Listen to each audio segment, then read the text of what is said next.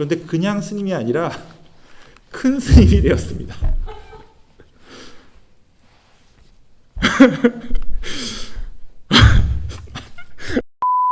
이거 어떡하냐? 이거 잠깐 방송 사고 났습니다.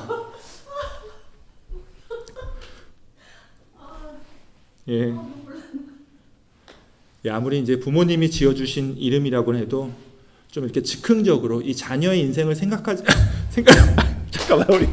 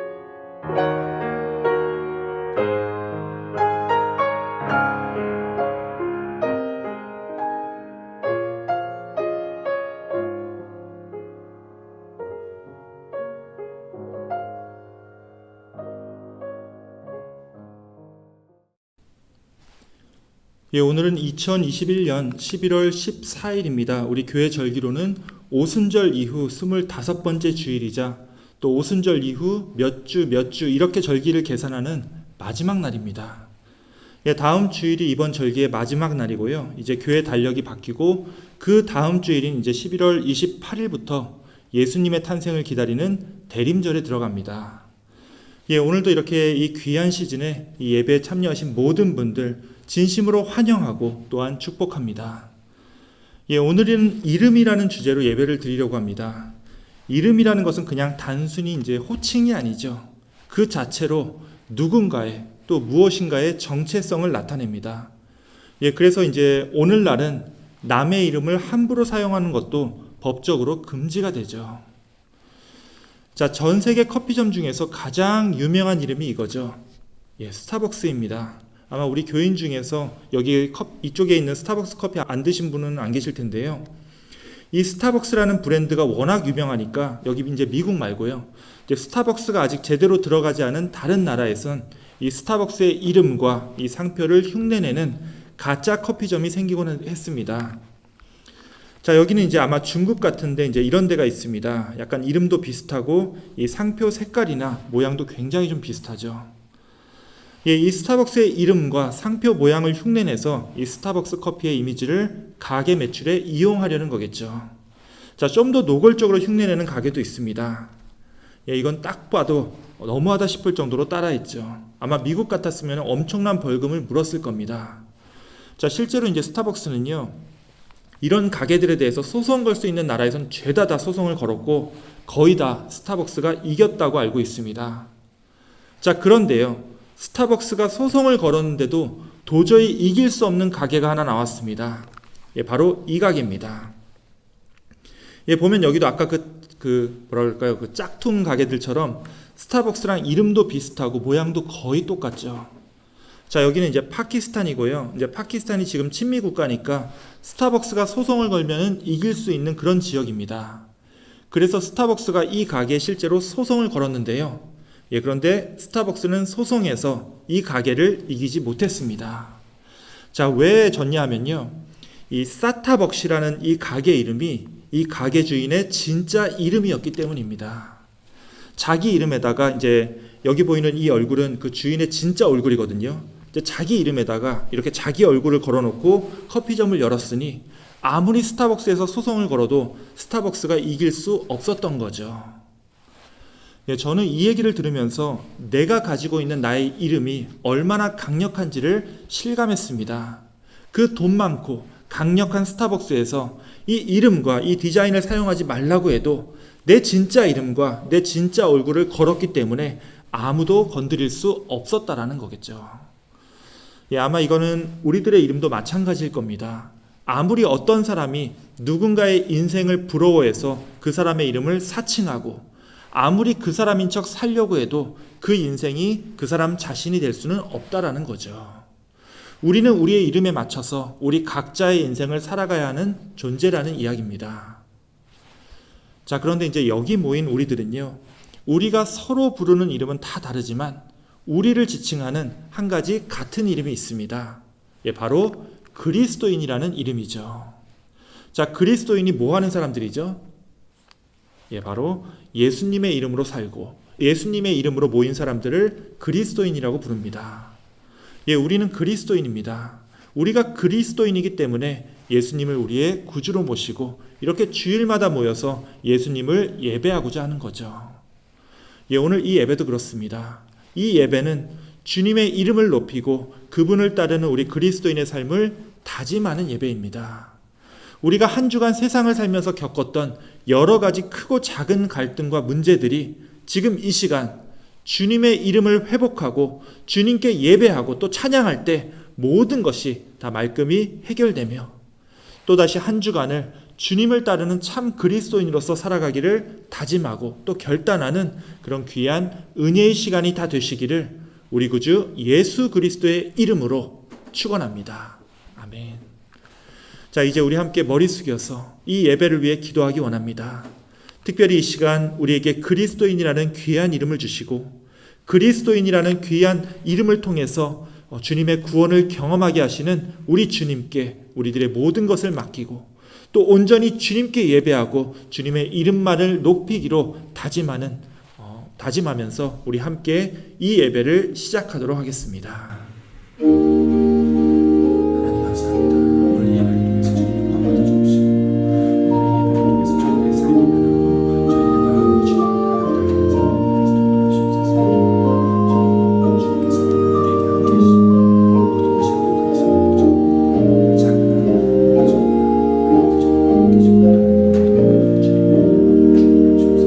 합력하여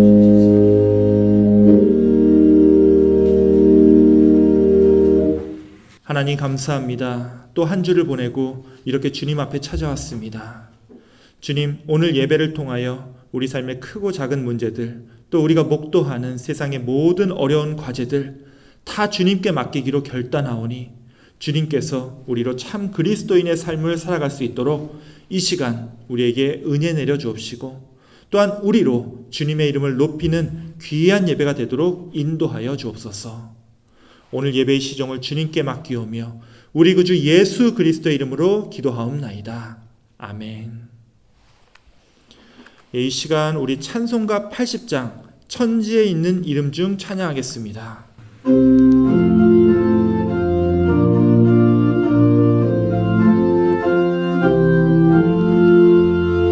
천지에 있는 이름 중 귀하고 높은 이름 지으시기 전 지으신 구주의 이름 예수 주 앞에 내가 엎드려 그 이름 찬송함을 내 귀에 들린 말씀 중 귀하신 이름 예수 주 십자가에 달릴 때 명패에 쓰인 대로 저 유대인의 왕이요 고들의 왕이시라 주 앞에 내가 엎드려 그 이름 찬송함은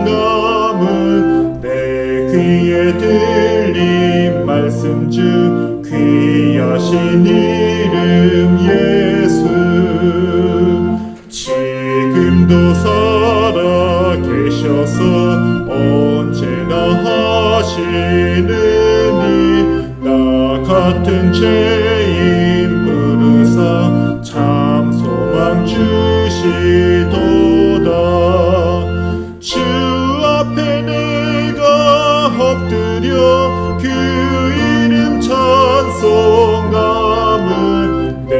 귀에 들린 말씀 중 귀하신 이름 예수. 주 예수께서 영원히 어제나 오늘이나 그 이름으로 우리에게 참 복을 내리신다. 주 앞에 내가 엎드려 그 이름 찬송함은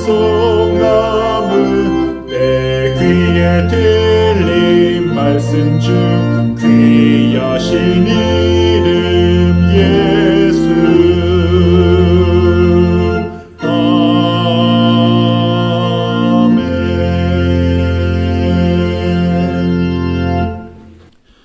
예, 우리 함께 교독문 5번 시편 8편 교독문을 함께 교독하시겠습니다. 여호와 우리 주여, 주의 이름이 온 땅에 어찌 그리 아름다운지요. 주의 영광이 하늘을 덮었나이다. 주의 대적으로 말미암아 어린아이들과 젖먹이들의 입으로 권능을 세우시며 이는 원수들과 보복자들을 잠잠하게 하려 하심이니이다. 주의 손가락으로 만드신 주의 하늘과 주께서 베풀어 두신 달과 별들을 내가 보오니 사람이 무엇이기에 주께서 그를 생각하시며 인자가 무엇이기에 주께서 그를 돌보시나이까. 그를 하나님보다 조금 못하게 하시고 영화와 존귀로 관을 씌우셨나이다. 주의 손으로 만드신 것을 다스리게 하시고 만물을 그의 발 아래 두셨으니 곧 모든 소와 양과 들짐승이며 새와 바다의 물고기와 바닷길에 다니는 것이니이다. 다 같이 읽겠습니다. 여호와 우리 주여, 주의 이름이 온 땅에 어찌 그리 아름다운지요. 아멘. 우리 함께 사도신경으로 신앙 고백 드리겠습니다. 전능하사 천지를 만드신 하나님 아버지를 내가 믿사오며 그 외아들 우리 주 예수 그리스도를 믿사오니 이는 성령으로 잉태하사 동정녀 마리아에게 나시고 본디오 빌라도에게 고난을 받으사 십자가에 못 박혀 죽으시고 장사한 지 사흘 만에 죽은 자 가운데서 다시 살아나시며 하늘에 오르사 전능하신 하나님 우편에 앉아 계시다가 저리로서 산 자와 죽은 자를 심판하러 오시리라.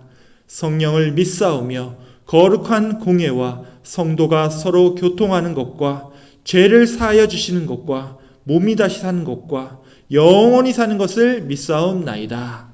아멘. 이 시간은 우리 함께 기도하는 시간입니다. 오늘은 유영숙 집사님께서 오늘 기도를 준비해 주셨습니다. 우리 함께 기도하실 때 우리 유영숙 집사님께서 기도 인도해 주시겠습니다. 다 함께 기도드리겠습니다.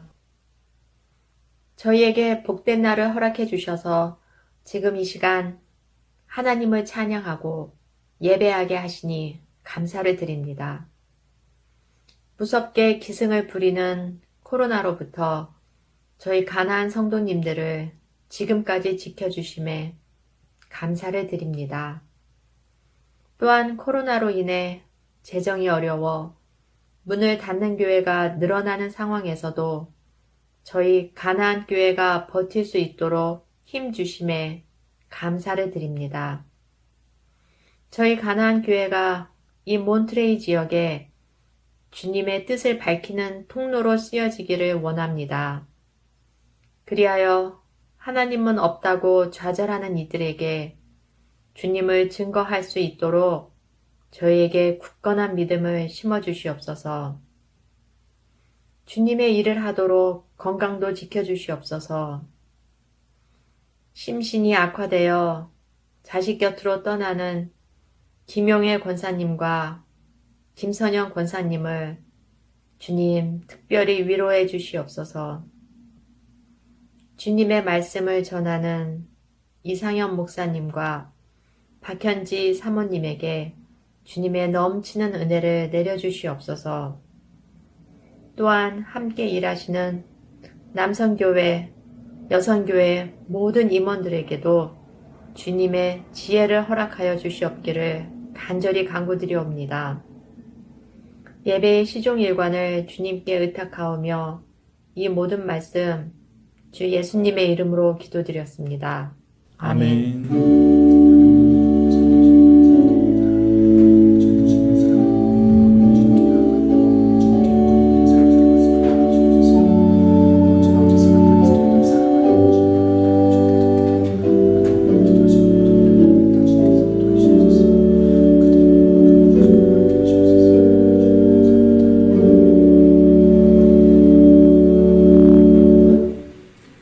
예, 기도 감사드립니다. 우리 집사님께서 한 사람 한 사람 이름을 부르시면서 간구하고 또 구하신 모든 기도가 다 이루어지기를 또 함께 소망합니다. 예, 오늘 말씀을 봉독하도록 하겠습니다. 오늘 우리에게 주시는 하나님의 말씀은 창세기 32장 24절에서 28절까지의 말씀입니다. 우리 함께 듣고 말씀을 잘 묵상하시기 원합니다.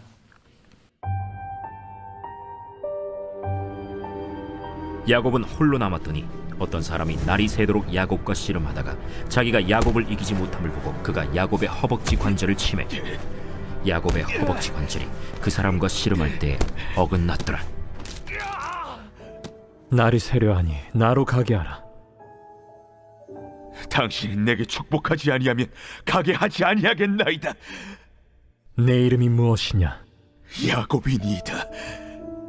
내 이름을 다시는 야곱이라 부를 것이 아니요 이스라엘이라 부를 것이니 이는 내가 하나님과 및 사람들과 겨루어 이겼음이니라. 예, 이것은 오늘 우리들에게 주시는 하나님의 말씀입니다. 아멘. 예, 우리 먼저 오늘 말씀 전에 함께 기도하겠습니다. 하나님 감사합니다. 오늘 말씀을 통하여 우리의 눈과 귀가 열리고 우리의 영혼이 깨어나며 우리의 삶이 변하는 역사가 일어나게 하여 주옵소서. 주님께서 우리 한 사람 한 사람의 이름을 불러주시고 우리에게 주님의 뜻과 주님의 사명을 주셨음을 믿습니다. 우리가 새롭게 받은 그리스도인으로서의 정체성을 우리의 삶 속에서 깊이 나누고 우리로 이 세상의 빛과 소금의 역할을 온전히 감당하게 하여 주옵소서. 우리 구주 예수 그리스도의 이름으로 기도하옵나이다. 아멘. 예전에 우리가 한국에 살 때만 해도 이름을 바꾸는 것이 쉽지가 않았습니다. 특히 우리 조선이 이제 유교 문화였다 보니까 부모님께서 지어주신 이름을 함부로 바꿔서는 안 된다는 생각이 뿌리 깊게 박혀 있었고요. 실제로 한국 법원에서도 이 이름 바꾸려고 이렇게 개명 신청을 해도 잘 받아주지 않았었습니다. 자, 그러다가 이제 한국에서는 2005년도부터 법원에 찾아가서 이제 신청을 하게 되면은 이제 보다 자유롭게 이름을 바꿀 수 있도록 이제 법이 이제 개정되었는데요. 그때부터 이제 자기의 이름에 불만을 갖고 살았던 수많은 사람들이 개명 신청을 하게 됩니다. 자, 여러 가지 이름들이 있습니다. 뭐 이제 흔한 이름인데 이제 귀년하는 이름이 좀 촌스럽지만 좀 흔한 이름이죠. 근데 성이 방시인 경우가 있습니다. 바다라는 이름도 있습니다. 굉장히 이쁜 이름인데 성이 피씨입니다. 그리고 이제 도야라는 이름, 이것도 나쁘지 않죠. 근데 성이 강씨입니다.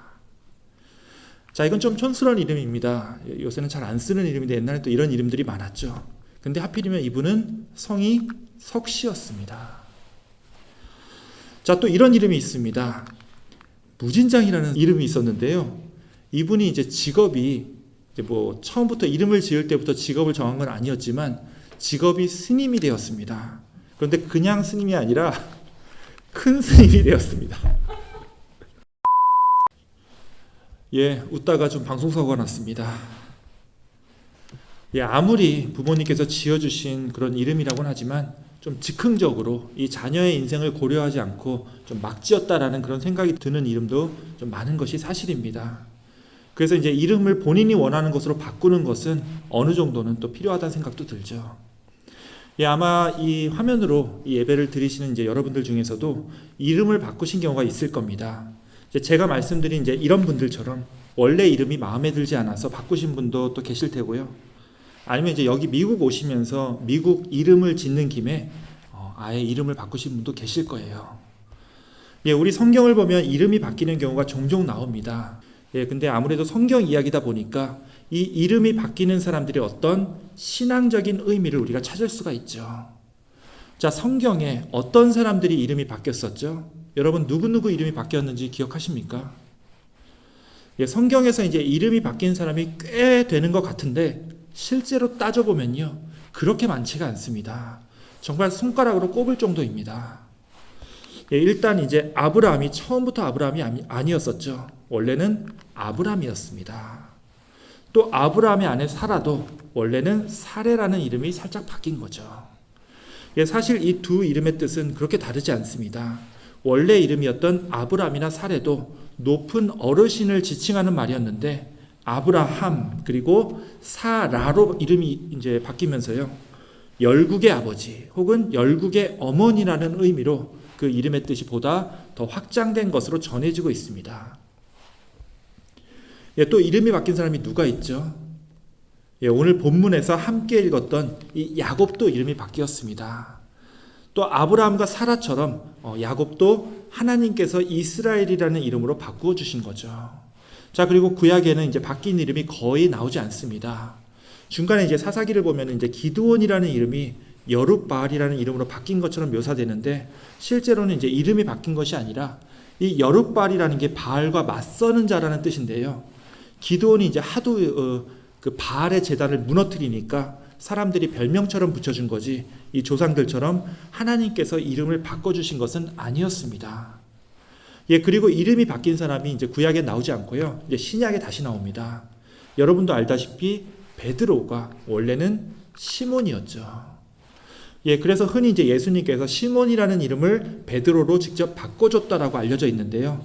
정확하게는 예수님께서 직접 불러주신 이름은 베드로가 아니라 게바입니다. 예, 게바가 당시 언어인 이제 아람어로 반석이라고 하는데요. 이 반석이라는 단어를 나중에 히라보로 바꾸는 과정에서 베드로라고 불리게 된 거죠. 자, 그리고 이름이 바뀌었다고 알려진 사도가 한 명 더 있습니다. 누구죠? 예, 바로 바울입니다. 자, 사울은 왜 바울이라는 이름으로 바뀌었죠? 예, 아마 성경에서요, 이름이 바뀐 사람들 중에서 그 이유가 가장 잘못 알려진 사람이 이 바울일 겁니다. 많은 목사님들이 사울이 예수님의 제자를 괴롭히다가 다메섹 도상에서 예수님을 만나서 회개한 후에 이름을 바울로 바꾼 거라고 드라마틱하게 설명하고 있지만 사실은 그 이유 때문이 아니죠. 예, 사울은 히브리어 표기고요, 바울은 사울이란 이름의 히라보 표기입니다. 즉 뭔가 신앙적인 이유 때문에 예수님을 만나고 또 뭔가 신앙적인 이유로 이름이 바뀐 게 아니고요, 사도행전 초기에 그 활동 배경이 이 유대 땅이나 아니면 기껏해야 시리아 지역에 국한되었을 때, 즉 이 히브리어 이름이 더 자연스럽게 통용되었던 곳에서는 사울이란 이름을 썼었고요, 사울이 이제 안디옥 쪽으로, 즉 유대 지역을 벗어나서 이 히라보를 사용하는 이 히라보권으로 옮기면서 처음으로 사울이란 이름 대신에 바울이란 이름으로 바뀌게 됩니다. 자, 이게 어떤 거랑 비슷하냐 하면요, 제가 우리 한국 분들하고 있을 때는 이목사지만 영어를 사용하는 이 미국 분들은 저를 패스터 리라고 부릅니다. 즉 우리 한어권에서는 이목사라고 했다가 제가 영어권으로 옮겨지면 패스터 리라고 불리듯이 바울도 이제 유대인들끼리는 사울이라고 불리다가 히라보를 쓰는 사람들 쪽으로 그 배경이 옮겨지면서 바울이라고 불렸던 거지, 특별히 계명한 것에 대해서 신앙적인 이유가 있었던 건 아니었다라는 겁니다.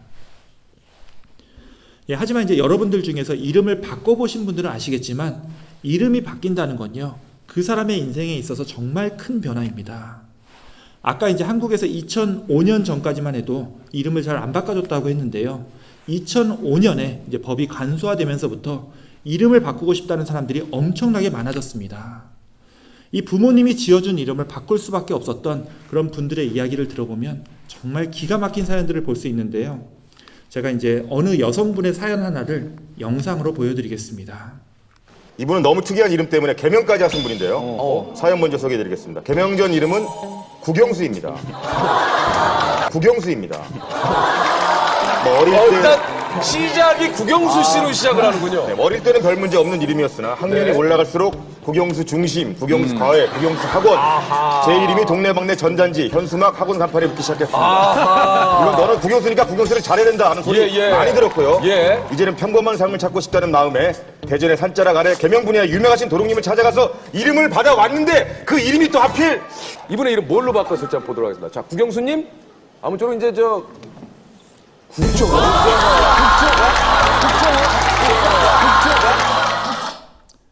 예, 국영수에서 바꾼 이름이 하필이면 국정원이어가지고 옛날 이제 국가정보부 이제 안기부의 이름이 최근에 또 이제 국정원으로 바뀌었잖아요.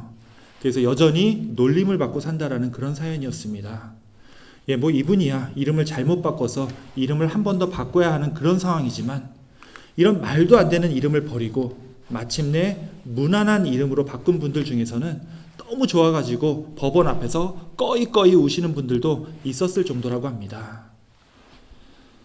예, 그만큼 내 이름이라고 하는 것이 단순히 나를 부르는 호칭이 아니라 내 인격이며 내 정체성이라는 것을 뜻하는 거죠. 실제로 한국에선 일이 잘 안 풀리는 사람들이 이제 점쟁이를 많이 찾아가는데요.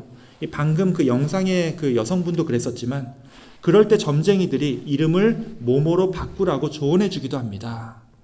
자, 이름을 바꾸면 어떻게 되죠? 자, 실제로 변화가 옵니까? 예, 놀랍게도 실제로 이름을 바꾼 사람들이 또 삶이 많이 바뀐다고 합니다. 예, 이게 솔직히 잘 모르겠습니다. 정말 이름이 바뀌어서 삶이 바뀌는 건지 아니면 이제 스스로 이름이 바뀌니까 자신의 삶에 대한 그 스스로의 태도가 바뀌어서 그 사람 자체도 같이 바뀌는 건지 정확하게 말하기가 좀 어렵습니다. 중요한 건 이름을 바꾼 효과가 대부분 실제로 나타난다는 거죠. 좀 거칠게 얘기해서 새로 바뀐 이름이 나의 인격과 삶을 변화시킨다라고 말할 수 있는 거죠. 자, 이렇게 내 스스로 바꾼 이름도 내 삶을 변화시키는데 하나님께서 내 이름을 바꿔주신다면 얼마나 내가 변하겠습니까? 예, 오늘 우리가 함께 읽은 본문은 야곱에 관한 이야기를 담고 있습니다. 특히 이제 야곱의 이름이 어떻게 바뀌었는지에 대한 이야기죠. 예, 야곱은 태어날 때부터, 아니 이제 태어나기 전에 엄마 뱃속에 있을 때부터 경쟁 상대가 있었습니다. 바로 야곱의 쌍둥이 형 에서죠. 예, 성경은 엄마인 리브가의 뱃속에서부터 형 에서와 동생 야곱이 내내 싸웠다라고 되어 있습니다.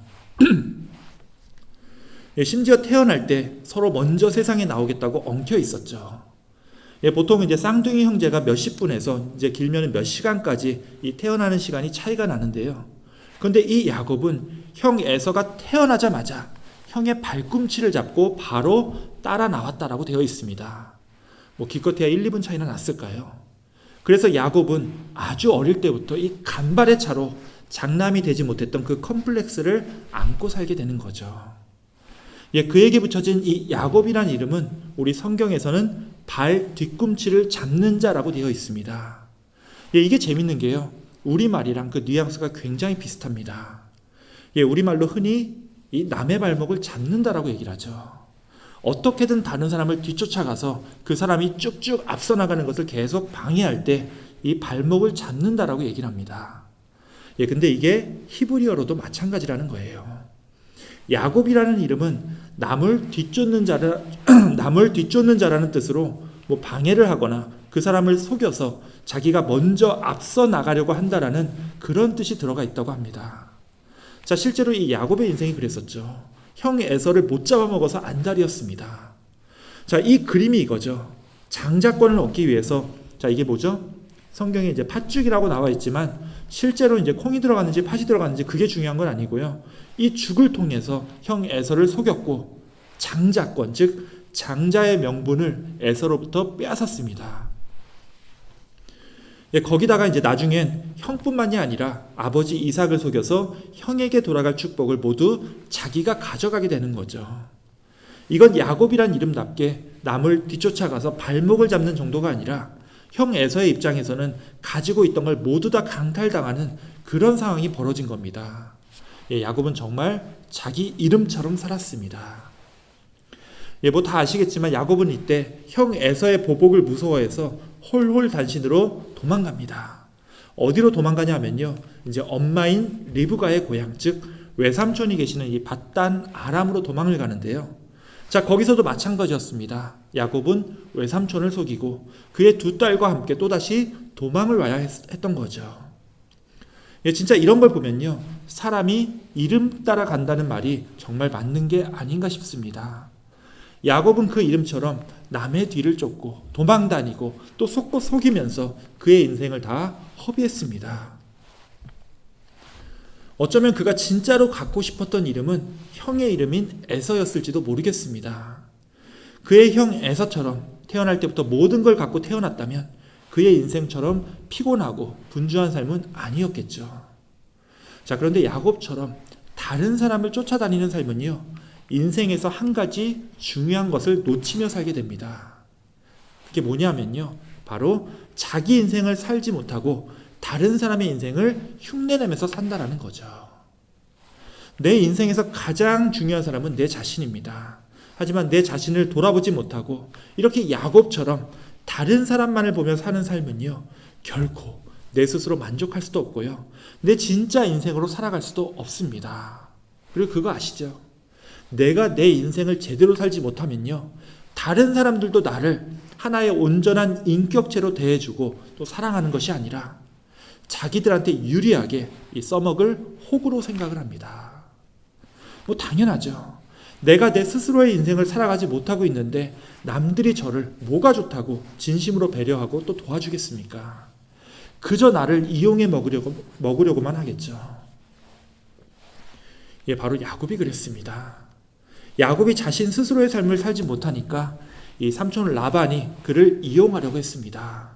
또 야곱이 스스로의 인생을 살지 못하니까 그의 아내들도 그리고 그 아들들까지도 어떻게든 야곱을 통해서 자기들 이익만을 얻으려고 했던 거죠. 자기의 인생을 살지 못하는 사람은요, 이렇게 다른 사람에게도 하나의 수단처럼 여겨질 뿐 온전한 인격체로 대우받지 못하는 법입니다. 예, 우리가 흔히 이제 자존감이라는 말을 씁니다. 이거는 이제 자존심이라는 말하고 조금 다른 뜻이죠.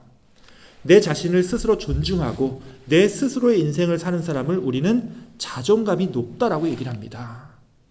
반대로 자존감이 낮은 사람은 스스로의 인생을 살지 못하기 때문에 뭘 해도 스스로 만족할 수가 없는 거죠.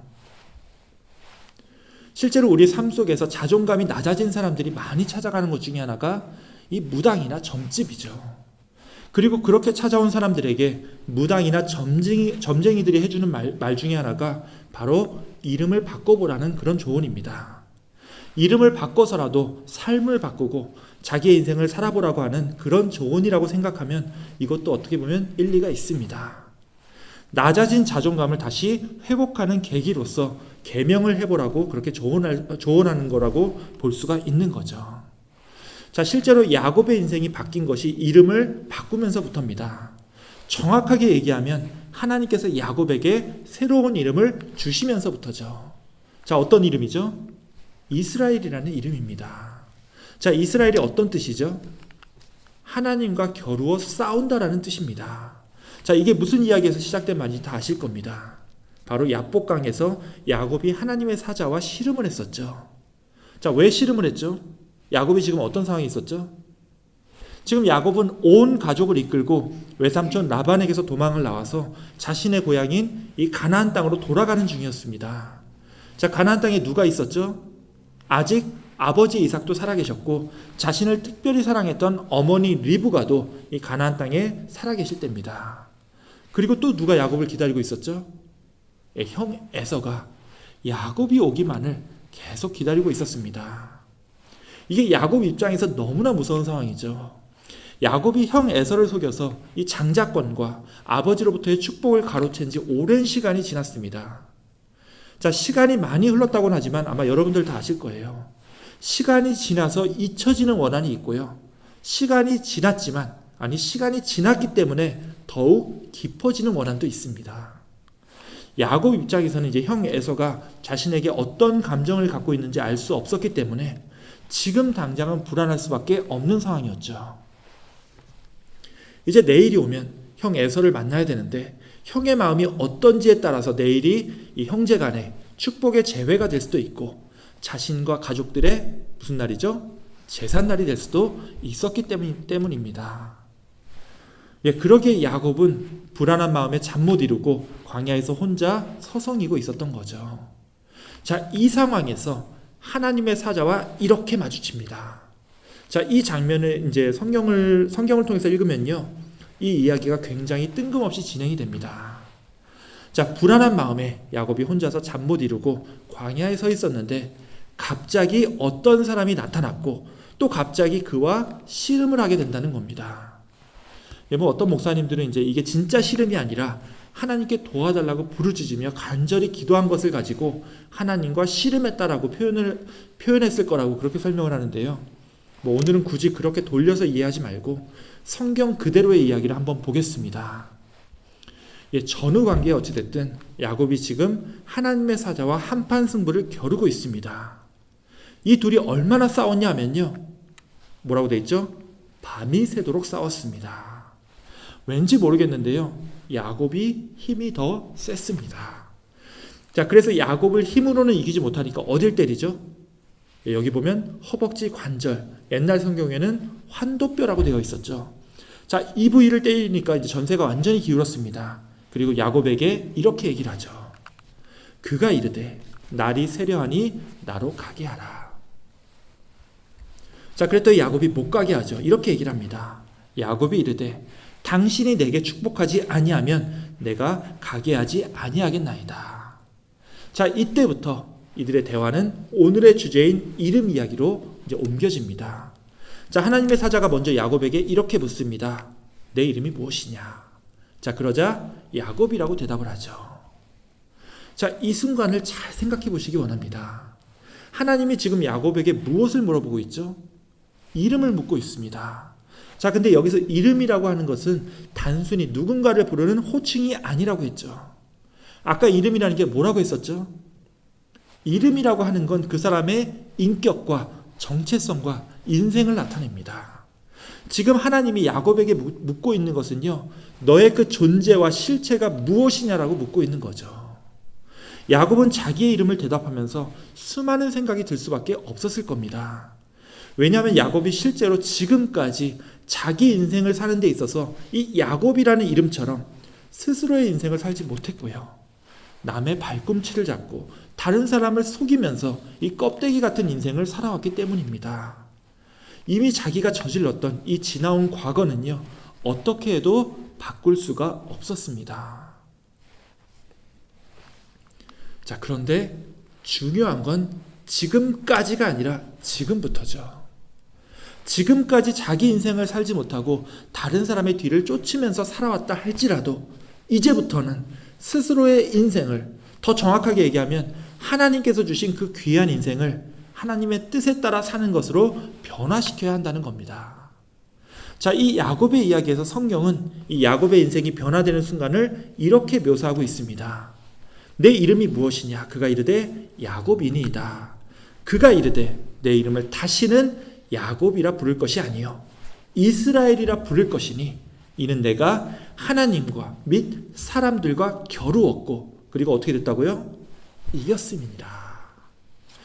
야곱이라는 이름에서 이스라엘이라는 이름으로 바뀌어진 것으로 지금 이 야곱이 완전히 다른 인생으로 변화되었다는 것을 이 성경은 선포하고 있는 겁니다.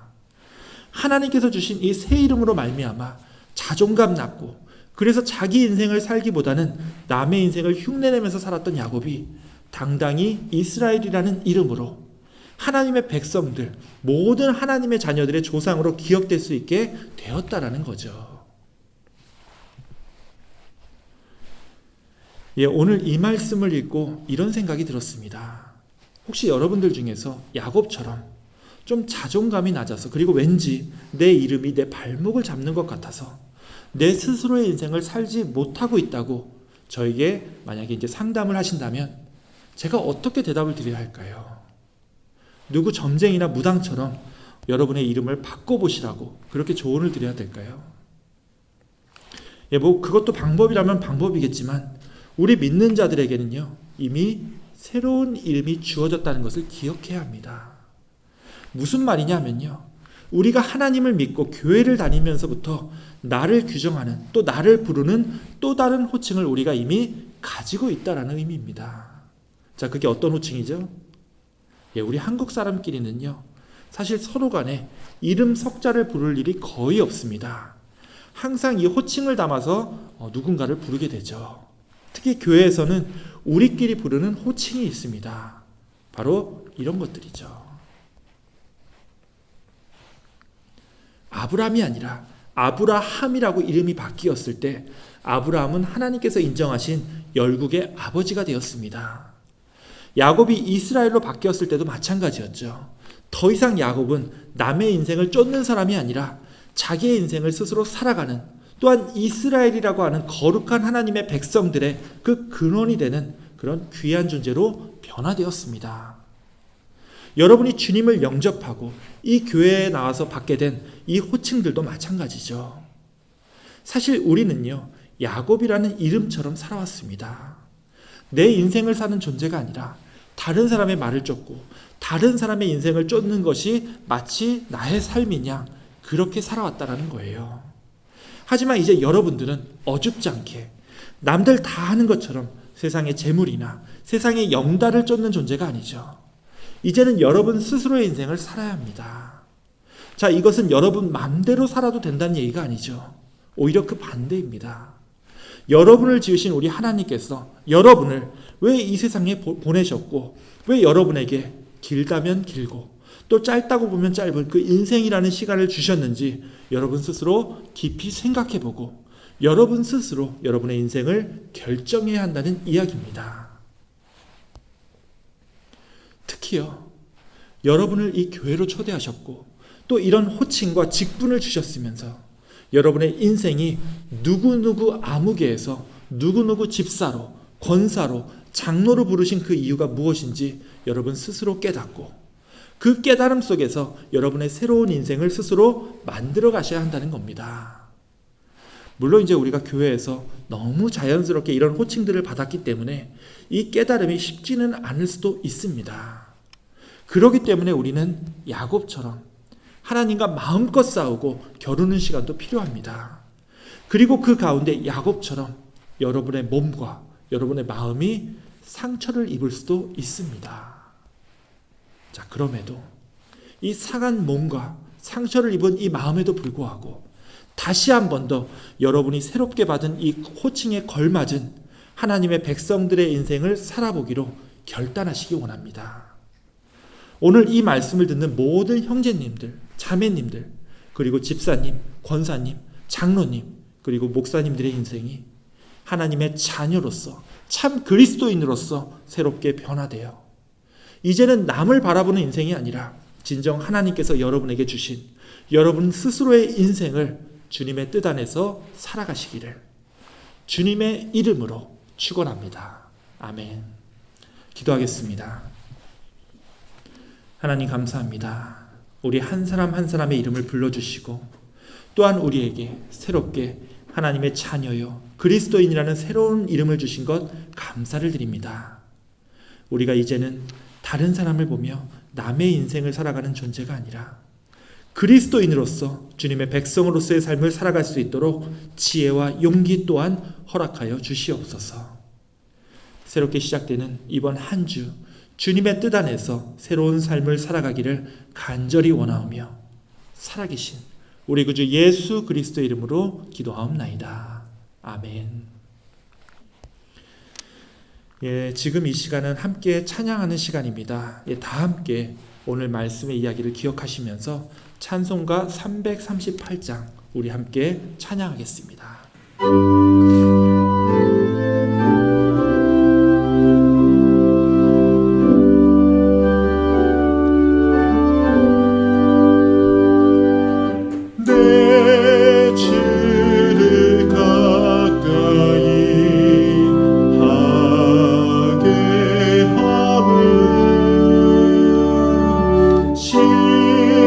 십자가 짐 같은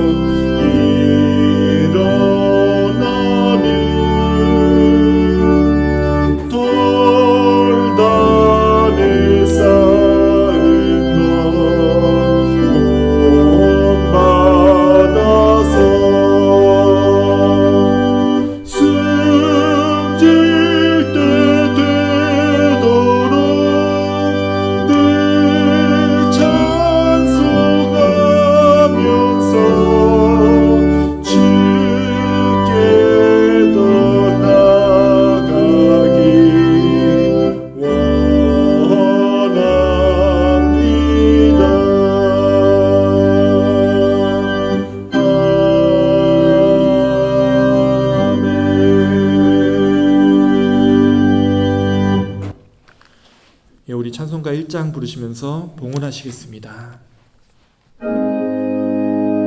다시 할래요? B부터만 다시 해주세요.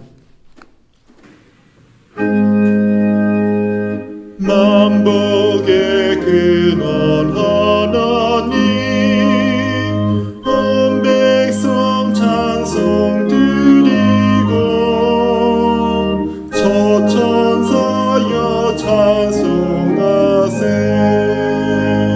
찬송 성부 성자 성령.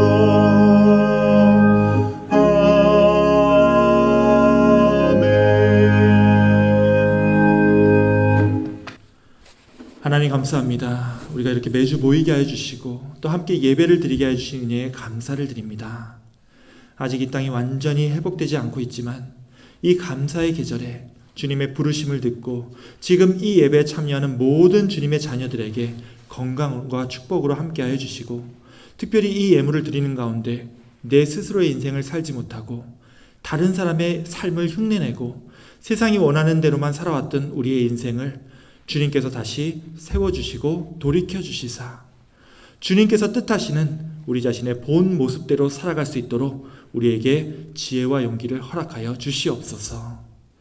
그래서 우리 교우들 마르지 않고 부족함 없이 주님의 충만함이 늘 함께하는 축복된 삶으로 인도하여 주옵시고, 그 에너지와 힘을 모아서 우리 교회에 주어진 사명 위에서도 항상 힘써 나가는 귀한 은혜 또한 허락하여 주시옵소서.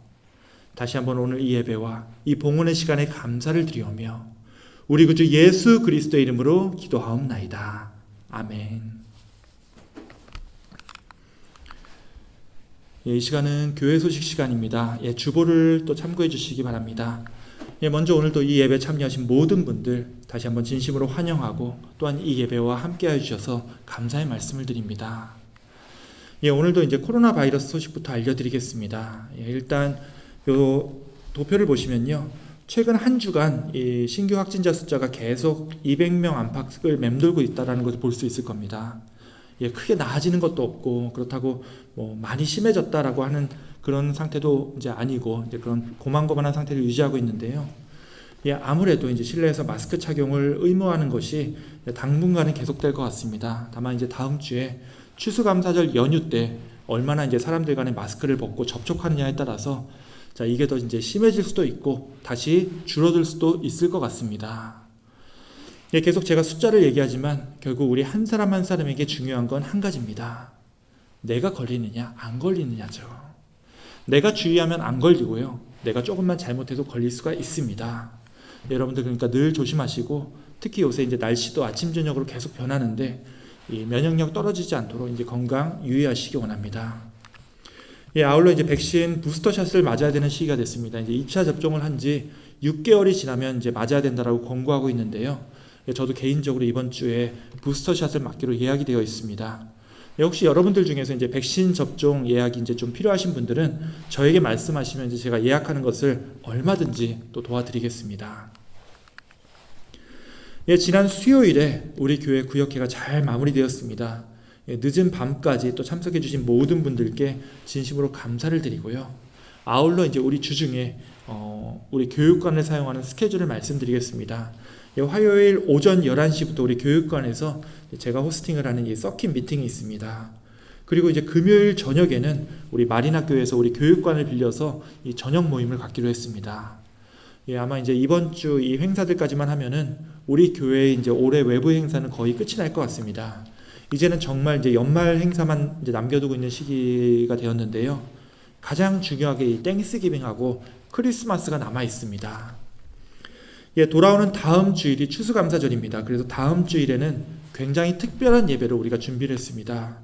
먼저 우리 8시 예배와 1시 예배 드리는 분들이 함께 연합 예배를 드립니다. 연합 예배 시간은 우리 8시 예배 드리시는 분들이 이 비즈니스 관계로 또 1시 예배를 드리지 못합니다. 그래서 8시에 연합 예배로 드리겠습니다.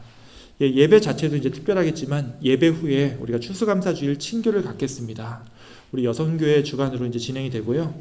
예배와 친교 다 특별한 시간이 될 테니까 여러분들이 혹시 이제 초대하고 싶으신 가족이나 또 이웃분들이 계시면요, 또 함께 이 예배와 또 친교에 어울리시면 더 좋을 것 같습니다. 예, 다음 주일인 11월 21일 오전 8시입니다.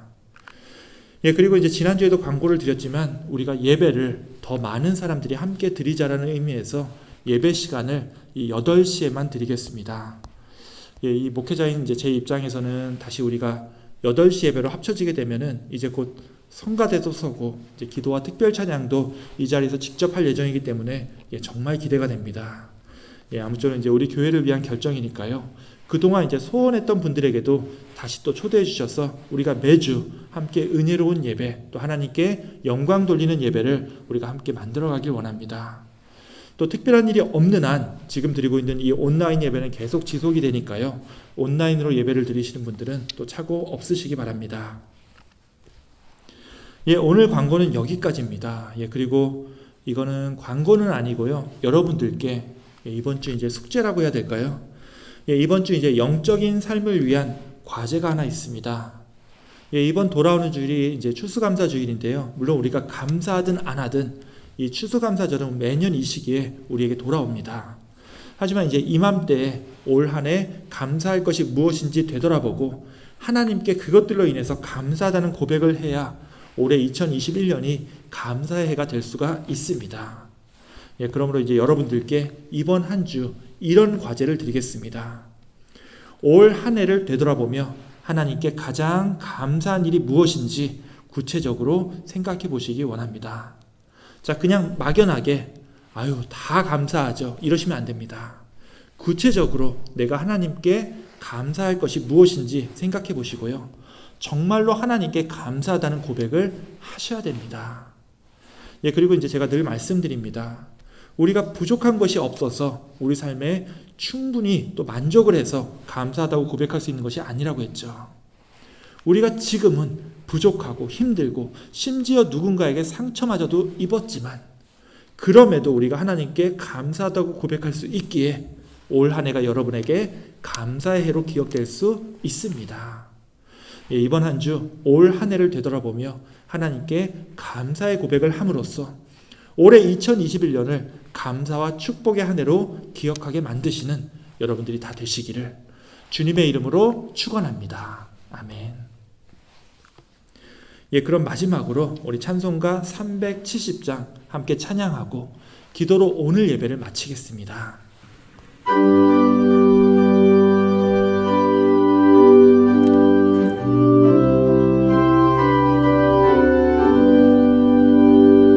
주 안에 있는 나에게 딴 근심이 있으랴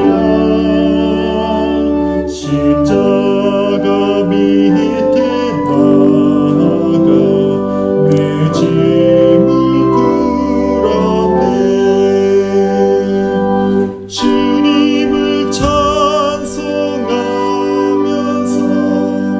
할렐루야 할렐루야 내 앞길 멀고 험해도 나 주님만 따라가리 그 두려움이 변하여 내게도 되었고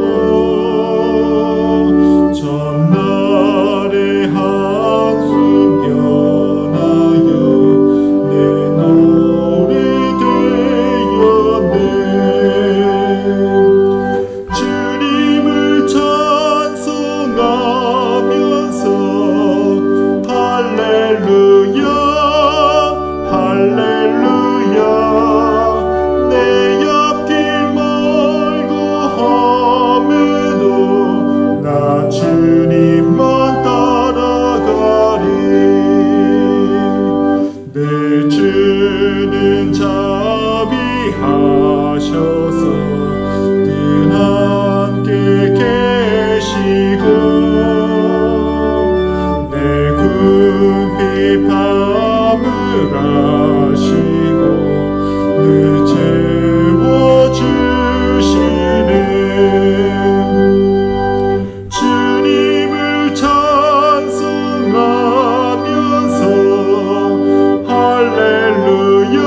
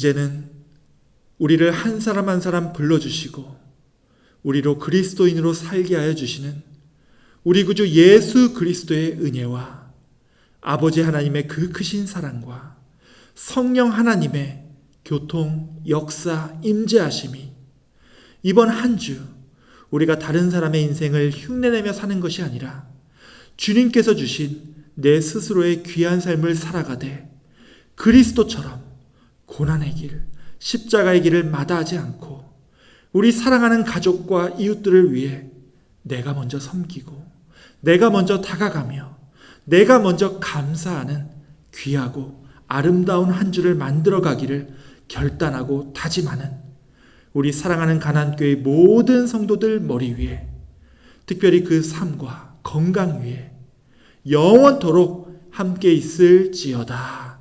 아멘.